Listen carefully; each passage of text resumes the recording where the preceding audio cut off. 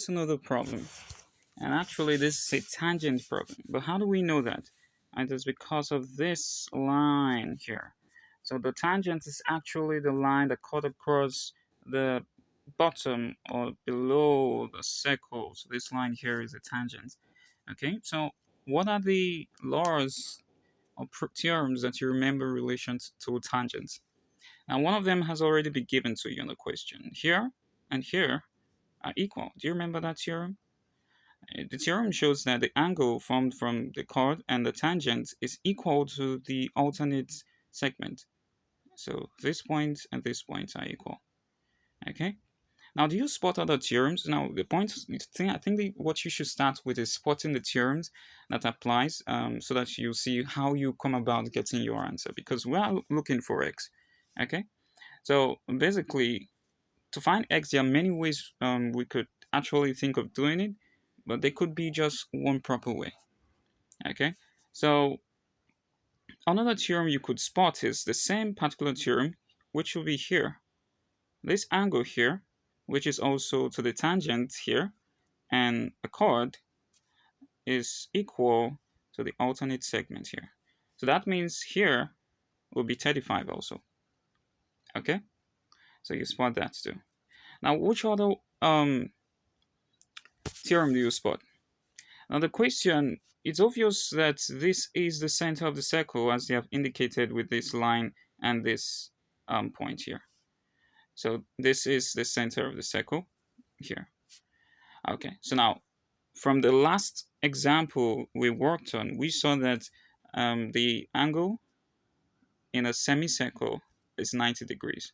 So this is the angle we're talking about. So this angle here is 90 degrees.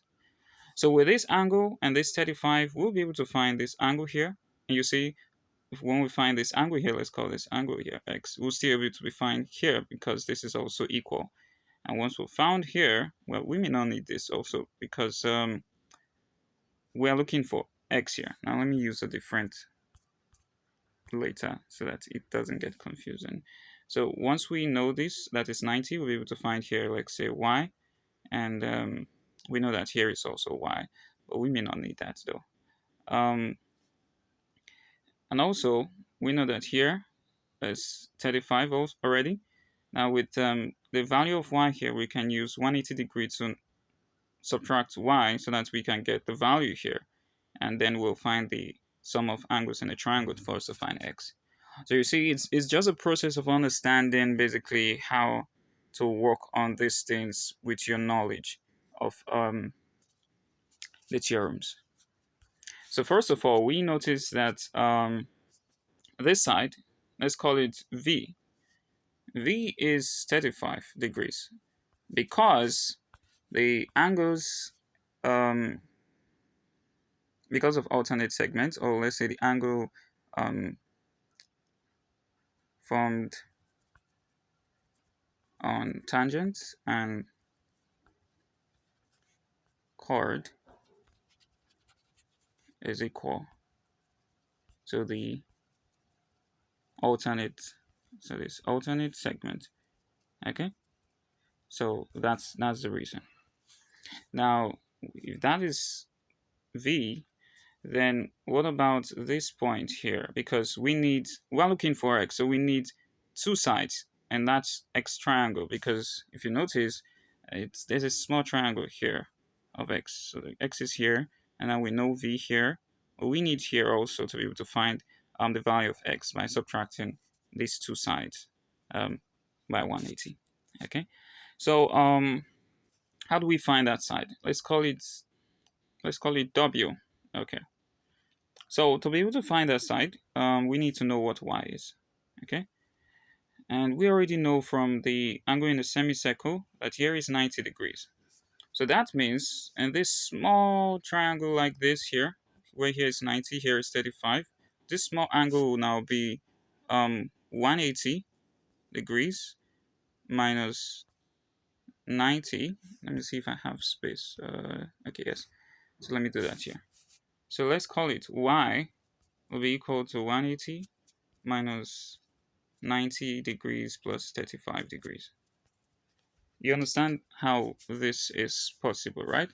This is the y we're talking about here, this one here.